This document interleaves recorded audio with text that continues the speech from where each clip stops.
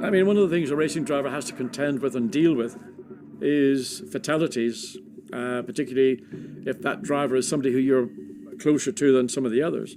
And in the 70s, fatalities were a big part of Formula One. On the Friday, Barrichello had a very nasty accident in the very fast S's just before the pit straight.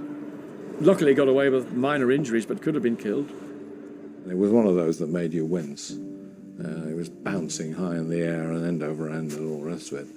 And in fact, he was hurt, but he wasn't badly hurt. You've seen him? Yes, I saw him, and he is speaking not very well, but he's speaking. He hit the wall. I think he just caught the very top of the last maybe row or something, you know, the last one, and then that sort of threw him like this, and it hit the wall, and then the whole side came off it, and then rolled a couple of times, but his head never had anything.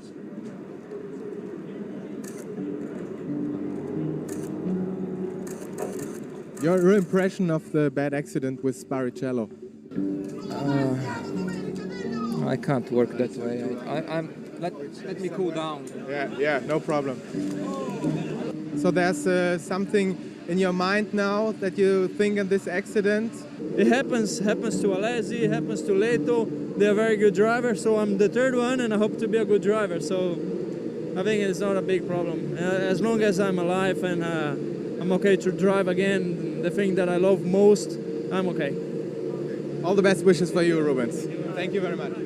I suppose we'd all gotten maybe not complacent.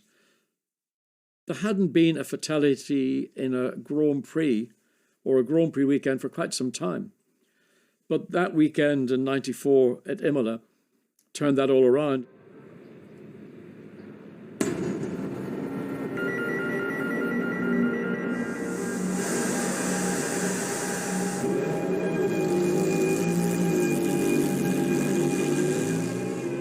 Front wing assembly collapsed and fell under the nose and under the front wheels.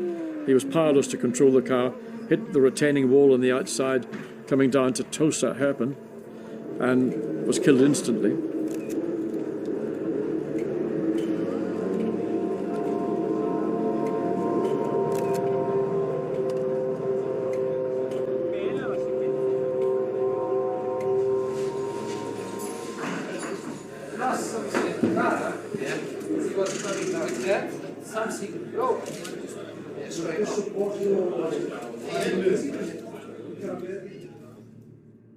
And we were doing a live commentary at this time, and it's very difficult because you as a broadcaster, you've got to retain control, and you have to go through what can you think, what can you say. It wasn't a good scene, and we were having to commentate on the images that were being sent out via Eurosport.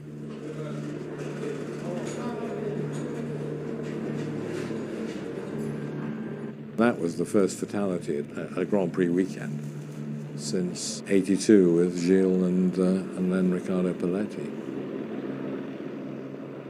I remember seeing him start that qualifying lap, and it was weird. I remember seeing him start that qualifying lap, and I didn't feel good. It was really weird. Immediately the red flags came out. I just knew something was really bad, and I ran and I watched the monitors, and obviously it wasn't good. I was out on track at the time, so as I was coming up to the accident, I could see like purple bits on the track, and our car had purple in it, so I knew straight away it was our car.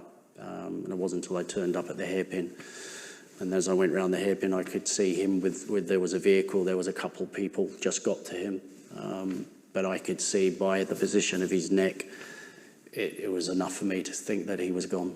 Yeah.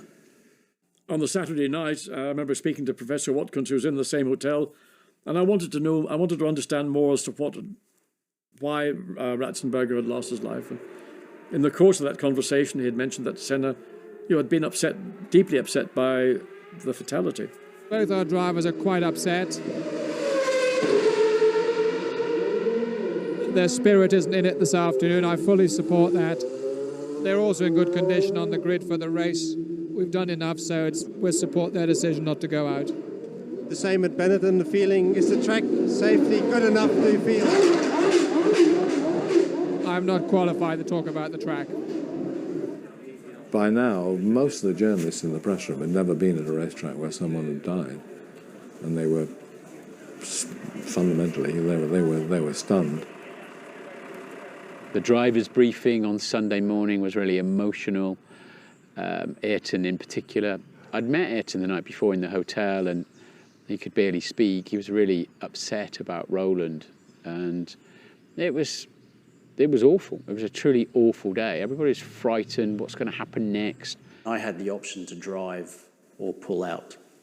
I sat in the room with Nick, Worth, Bernie and Max, and they said, look, it's your choice. And I thought, what do I do?